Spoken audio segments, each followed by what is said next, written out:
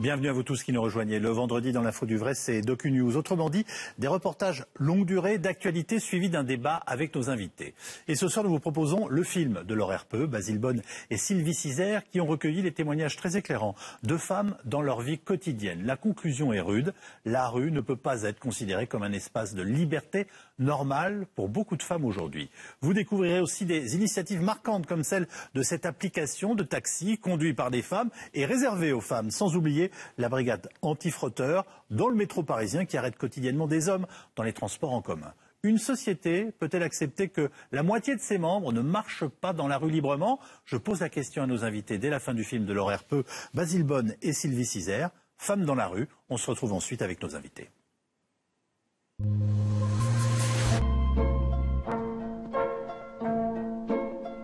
C'est des appels, c'est des petits sites. Hey mademoiselle, t'es bonne. Des sifflements. Salope. Le petit pute qui passe comme ça. T'as pas envie de me sucer, t'as une paire de seins de ouf. Tu fais trop la belle, bah nique ta mère la pute. C'est juste un mec que j'ai croisé, il m'a touché le cul. Vraiment comme ça.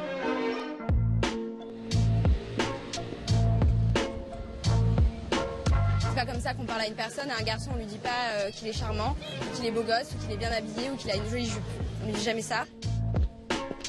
J'ai un peu honte en fait sur le moment parce que j'ai l'impression qu'il y a tout le monde qui regarde. On met systématiquement des écouteurs quand on prend le métro ou dans la rue parce qu'au moins ça permet un peu de se couper. On est obligé de faire des détours, on est obligé de faire attention. J'ai peur. En fait c'est la peur qui me bouffe.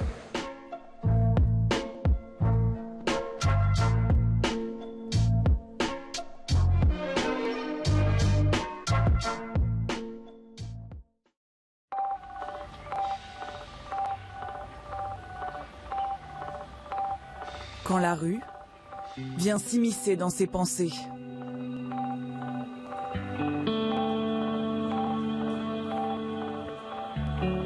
Pour Louise, ce geste simple du quotidien n'est pas anodin.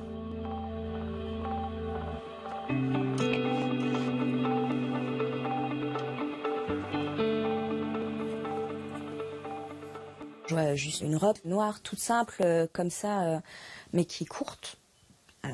On va être objectif, hein. Elle est courte, c'est pas un crime. Ça, je sais qu'à 3 h du matin, autant je vais partir avec en talons. Hop, ils sont là. Autant je vais sortir avec des talons comme ça, sûrs. Mais quand je vais rentrer, je vais reprendre des baskets pour rentrer chez moi en fait. Parce que voilà, je dis ouais, moi j'en ai rien à faire et tout, je sors en talons et je reviens à 5 h du matin en talons. Ouais, enfin, s'il y en a une qui se fait choper ou n'importe quoi, enfin, qui se fait toucher et que je peux pas me dégager parce que j'ai mes 10 cm de talon et que je peux pas taper un sprint de 30 mètres, bah, ça touche que moi. Et ça touchera pas les autres.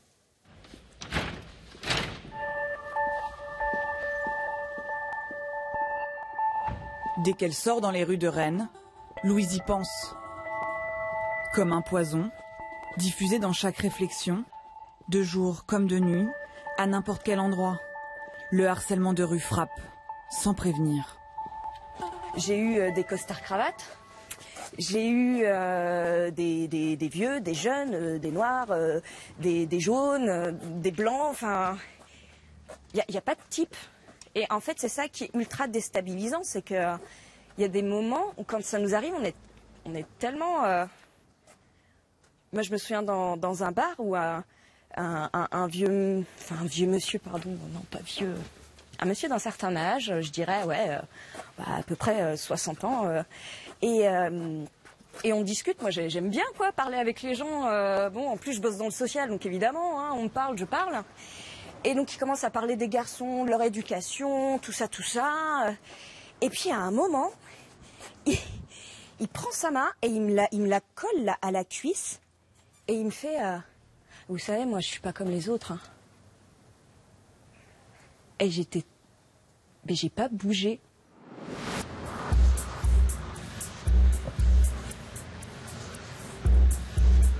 Comment réagir face au harceleur? Tu peux mettre, genre, on va mettre une line là. Ouh, pardon. D'accord, hop, hop. À Paris, Après le travail, ces militants prennent d'assaut tout ce qu'ils trouvent pour coller leur message.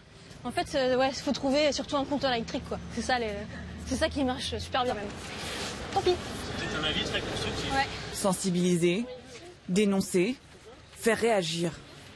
L'objectif, c'est pas de les responsabiliser, c'est juste de les rassurer en leur disant qu'il y a des choses à faire, des conseils, et que c'est pas une fatalité, quoi. On peut réagir.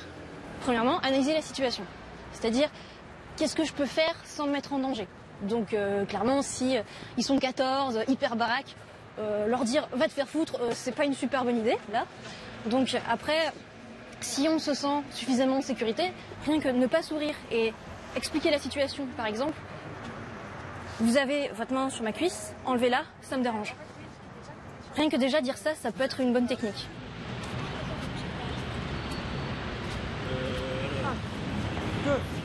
À Rennes, Louise aussi s'entraîne toutes les semaines à la self-défense. Cette fois, l'exercice se déroule dans la rue. Sachez que vous ne vous ferez jamais agresser sur un dojo, sur un tatami, etc. C'est pour ça que je vous mets à l'extérieur. Pourquoi? Parce que les conditions ne sont pas les mêmes. Le sol n'est pas le même. Vous êtes sur un sol dur. D'accord? L'inclinaison du terrain, s'il pleut, s'il fait nuit, etc. Tout ça, c'est des contraintes et des incertitudes avec lesquelles vous devez travailler de manière à vous rapprocher de la réalité. Je vous dis bien de vous rapprocher parce qu'on ne sera jamais réellement dedans. Vous êtes prêts? Et prêtes? Stop!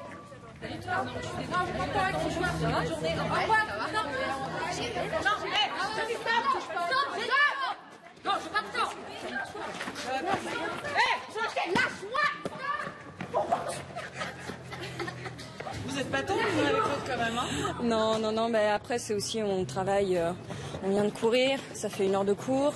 On nous pousse aussi dans cette situation et ça permet, ouais, on n'est pas tendre et en même temps on reste consciente de ce qu'on fait et qu'à un moment, s'il faut sonner un peu quelqu'un, faut y aller. Désolée, non, pas aujourd'hui. Allez, bonne journée, au revoir. Allez. Oh, j'ai dit stop.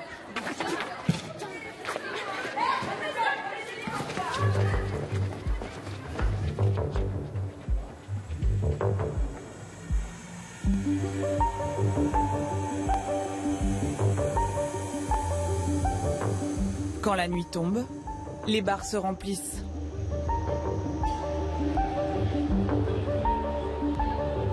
C'est l'heure des rencontres. Et pour certains, les barrières tombent.